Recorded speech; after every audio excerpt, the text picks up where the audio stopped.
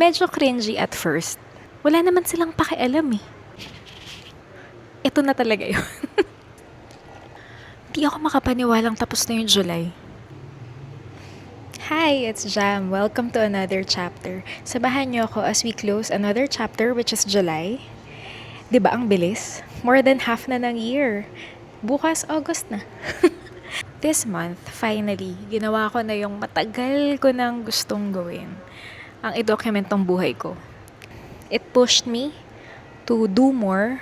Alam niyo naman na photographer ako, so sanay ako na ako yung nasa likod ng camera na nagdo-document ng birthdays, baptisms, ako yung gumagawa ng on-site kapag wedding, gumagawa ng poetry, ganyan. So ngayon, ako na to. Ito na talaga yun. Medyo cringy at first. Kasi nga nakakahiya, 'di ba? Parang makikita ka ng ibang tao, nagvi-video ka sa sarili mo, nagfo-photo ka, ganito, gagawa ako ng content sa public place. Pero alam nyo, na-realize ko, wala naman silang pakialam eh. 'Di ba? Kailan ka pa nila ulit makikita?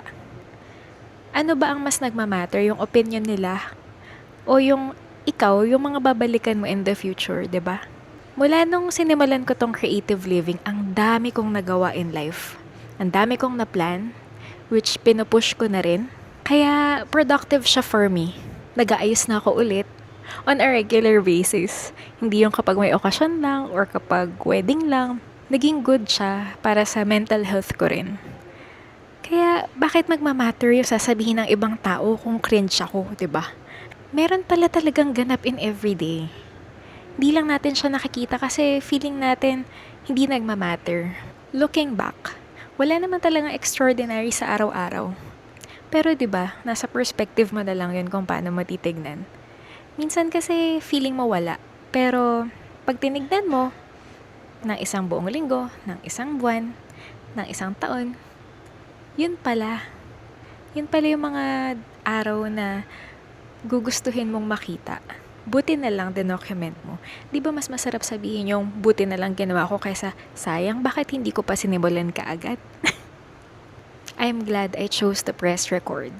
Yun yung mga oras na hindi mo na mababalik. So buti na lang. Sinimulan ko na. Cheers to everything this month has taught me and to all stories waiting on the next one. Every day has a story until the next.